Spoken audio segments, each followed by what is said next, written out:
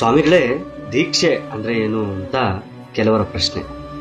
ನಾವು ಯಾವುದೇ ದೈವದ ಸಂಪೂರ್ಣ ಅನುಗ್ರಹ ಹೊಂದಬೇಕು ಅಂತಂದ್ರೆ ನಾವು ಮೊದಲು ದೀಕ್ಷಿತರಾಗಬೇಕು.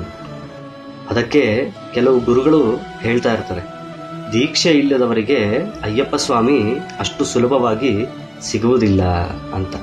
ದೀಕ್ಷೆಯಲ್ಲಿದ್ದವರಿಗೆ ಅಯ್ಯಪ್ಪ ಸ್ವಾಮಿಯ ಅನುಗ್ರಹ ಪುಷ್ಕಲವಾಗಿ ಇರುತ್ತೆ. ದೀಕ್ಷೆ ಅಂದ್ರೆ ಭಗವಂತ ನಮ್ಮನ್ನ ಅನುಗ್ರಹಿಸಬೇಕು. ಅದಕ್ಕೋಸ್ಕರ ನಾವು ಆರಾಧನೆ ಮಾಡುವುದೇ ದೀಕ್ಷೆ.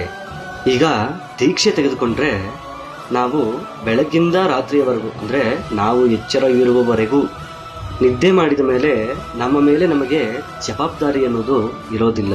ಯಾಕೆಂದ್ರೆ ನಮ್ಮ ಕನಸು ಯಾವ ಕನಸು ಬರುತ್ತೆ ಅಂತ ಕೂಡ ನಾವು ಹೇಳಲಿಕ್ಕೆ ಸಾಧ್ಯ ಇಲ್ಲ ಅಲ್ವಾ.